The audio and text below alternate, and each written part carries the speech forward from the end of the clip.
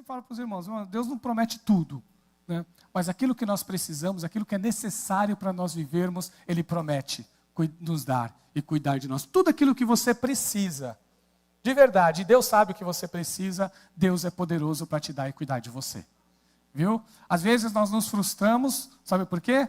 Porque nós achamos que precisamos de algumas coisas, que no fundo nós não precisamos não. Por que a gente se decepciona muitas vezes na igreja? Por que a gente se decepciona muitas vezes no ministério? Por que a gente se decepciona muitas vezes com a nossa vida, né, profissional? Por que a gente muitas vezes se decepciona com a nossa fé, muitas vezes? Isso acontece. Uma das grandes causas de decepções na vida de um cristão é porque ele baseia a sua fé em coisas erradas. Por isso que ele se decepciona.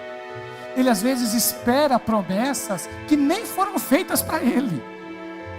E como isso acontece, irmãos? Às vezes nós esperamos coisas que Deus nem prometeu para nós.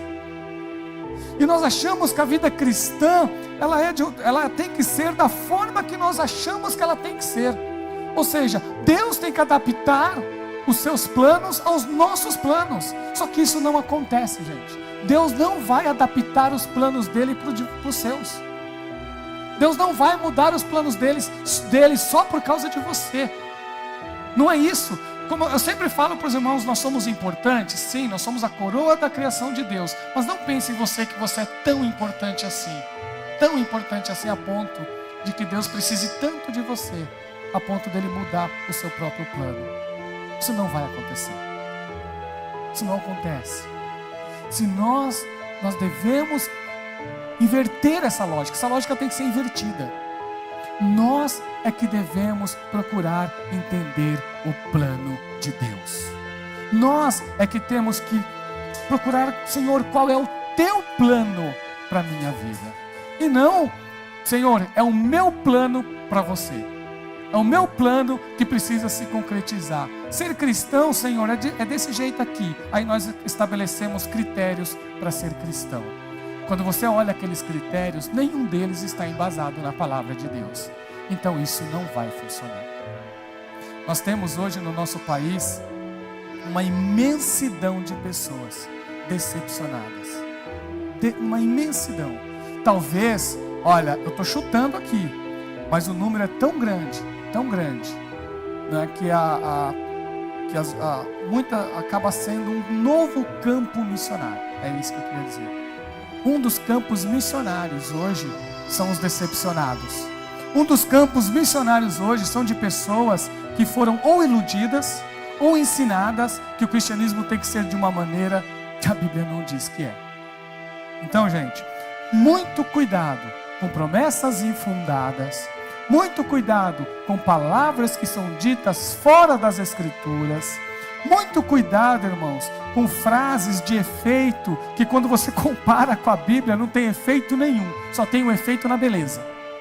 Mas quando você compara com a Bíblia, cadê o efeito? Não surte efeito nenhum na sua vida de verdade. Então muito cuidado com essas coisas. Então a gente vê muita frase de efeito que quando você vai ver, está fora da Bíblia. A gente vê muito jargão evangélico quando você olha, não tem relação nenhuma com o que Deus planejou para nós. E aí se isso continua, nós vamos continuar tendo, né, cada vez mais pessoas decepcionadas com a vida cristã. Agora eu vou falar para vocês um grande antídoto para tudo isso. Ler Mateus do 5 ao 7. Se você pode ler esses 3 versículos, Mateus capítulo 5, Mateus capítulo 6 e Mateus capítulo 7, só esses três capítulos, só o Sermão da Montanha, que é chamado aqui o Sermão do Monte. Se você ler, eu convido você a meditar, sempre que você puder na sua casa. Vai fazer um devocional, vai fazer uma meditação, coloca esses três capítulos como meta. Olha, eu vou ler devagarzinho. Eu vou orar esses capítulos, como nós fizemos no sítio. Ore esses capítulos aos poucos, a cada dia, a cada semana, um trechinho. Vai meditando, vai lendo e relendo esses trechos. Você vai ter um grande antídoto contra a decepção. Porque aqui Jesus mostra o que é ser cristão. Aqui Jesus mostra o que é ser um servo de Deus. Aqui Jesus mostra o que é ser um cidadão do reino de Deus. Porque a grande mensagem de Jesus foi a mensagem do reino. O que Jesus veio ensinar para nós, o que Jesus veio trazer para nós, foi o reino de Deus. Ele começa aqui.